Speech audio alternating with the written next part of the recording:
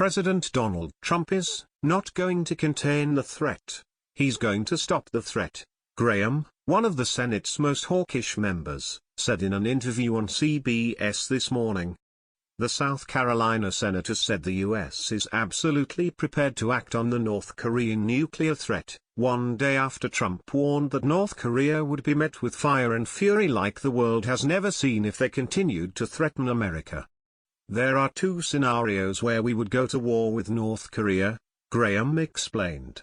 If they attacked Guam, or some other American interest or our allies, or if they try to keep developing an ICBM with a nuclear weapon on top to hit the homeland, we would act. President Trump has basically drawn a red line, saying that he'll never allow North Korea to have an ICBM missile that can hit America with a nuclear weapon on top. He's not going to let that happen. Graham did express reservation over the use of military force.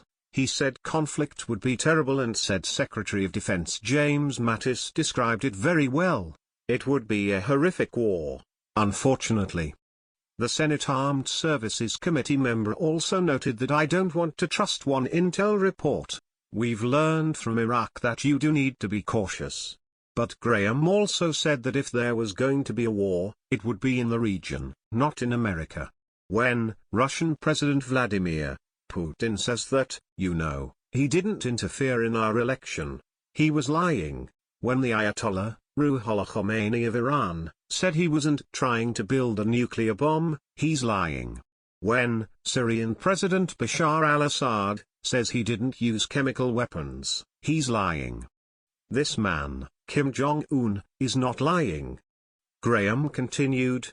He's saying that he's going to build an ICBM with a nuclear weapon on top to hit America. And I don't want to live for the next 50 years under that threat.